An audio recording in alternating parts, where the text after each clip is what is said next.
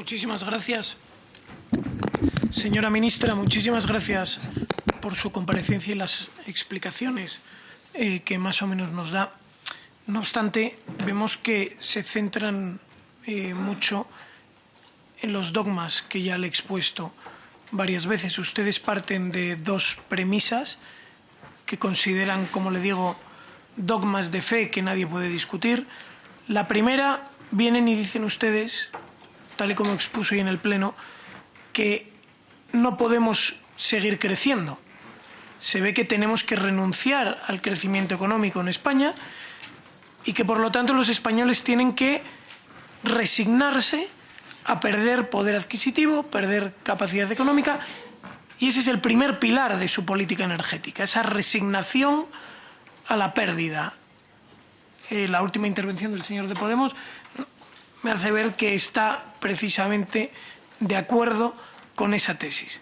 El segundo dogma de fe no es otro que si los españoles dejasen hoy de emitir una siquiera brizna de CO2, el clima en el mundo cambiaría y cambiaría para muy bien. Dejaría de hacer calor en verano en Sevilla y dejaría de hacer frío en Soria en invierno y, bueno, pues todos iríamos para mejor.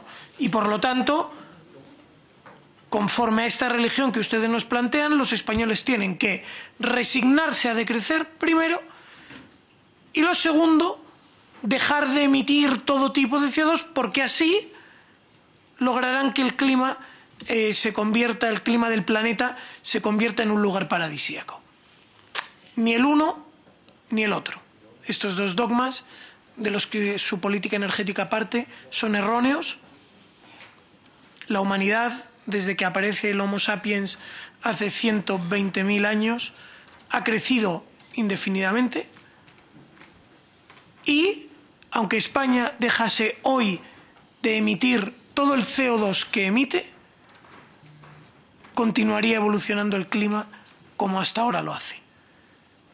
Por lo tanto, los españoles no deben llevar sobre sus espaldas las consecuencias terriblemente negativas de sus creencias casi religiosas.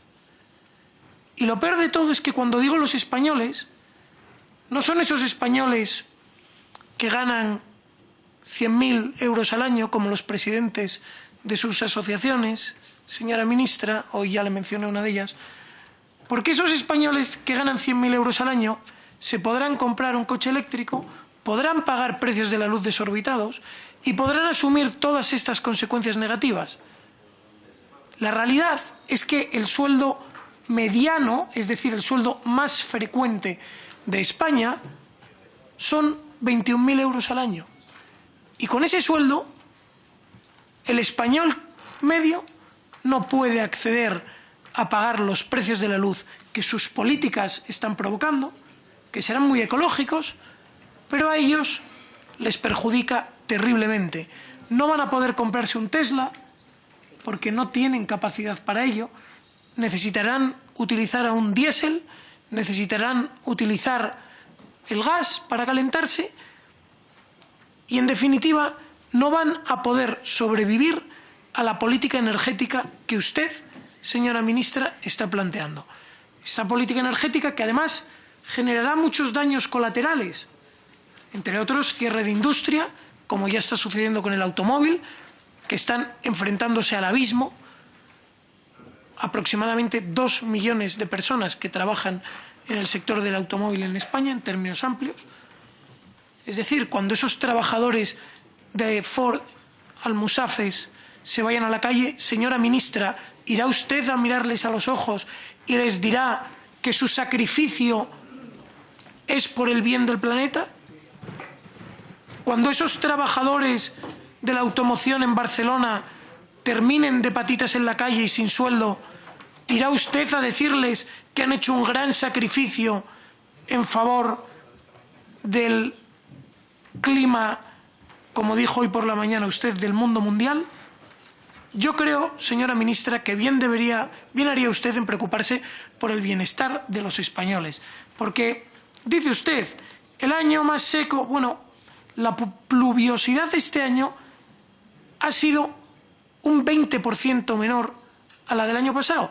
Y, sin embargo, los pantanos están en torno a un 50% más vacíos de lo que estaban el año pasado. Es decir, no hay una correlación directa entre la baja o menor pluviosidad y la muchísimo menor cantidad de agua que tenemos en nuestros pantanos. Por cierto, que en cualquiera de los casos, la cantidad de agua que hay o deja de haber es la que ustedes, a través de las confederaciones hidrográficas, autorizan, porque cada vaciado tiene que venir previamente autorizado por ustedes. Continúan ustedes, hablando de los precios de la luz. El señor ecologista de Podemos nos habla de que hay que eliminar el gas, de que hay que eliminar la nuclear. Entre nuclear y gas, a día de hoy en España se produce el 40% de la luz.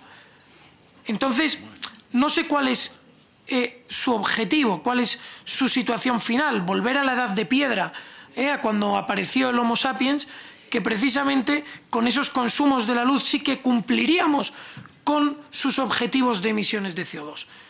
Habla usted del hidrógeno. No es una realidad hoy en España. Estimúlenlo, investiguemos.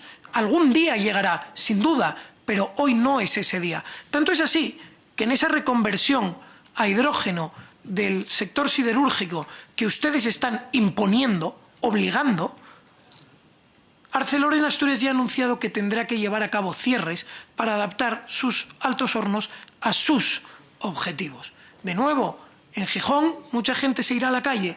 Espero que se plante usted allí, les mire a los ojos y les diga que se han sacrificado por un bien superior. En definitiva, señora ministra, como creo que no va a ir usted a mirar a los ojos a estas personas que padezcan su política nefasta, lo que sí podría hacer es preguntarles antes de imponerlo. Por lo tanto, consulte a los españoles y que España decida si quieren sus locuras o si quieren una política energética razonable. Muchísimas gracias. Muchísimas gracias, señora ministra. Estoy totalmente de acuerdo con la portavoz de Más País. Deberían ustedes de dejar de hablar de su religión climática y empezar a traer los datos de una vez a esta Cámara. Así que muchísimas gracias, señora portavoz. Señora ministra, veo que tergiversa usted mis palabras, como ya hizo el otro día el portavoz del Partido Socialista, que viene y dice, Vox nos critica por no querer usar el carbón, eso es todo lo que dicen. Es muy simplista. Señora ministra, ustedes parten de dos premisas. Eso es objetivamente cierto. Hoy ha dicho en el Pleno, literalmente, es cierto que no podemos crecer indefinidamente, y a partir de ahí comenzó a describir la que era su estrategia energética. Desdíganse si lo consideran oportuno, pero lo cierto es que todas sus actuaciones van en esa línea. Y lo segundo, como ya le he dicho, parten de un dogma. ¿Cuál es? Que si toda España dejase de emitir CO2, podríamos tener algún impacto en la evolución del clima a nivel mundial. Lo cual no es cierto, señora ministra. Entonces, que un obrero de un alto horno en Gijón pierda su empleo en nada favorece al clima de España. Que un obrero de la industria de la automoción en Valencia se vaya a la calle tampoco favorece en nada al clima. Y quienes sobrevivirán a su transición ecológica solamente van a ser los más pudientes. Quienes estén en esos sueldos medianos, es decir, el sueldo más frecuente en España de 21.000 euros, esas personas no van a poder superar su transición ecológica.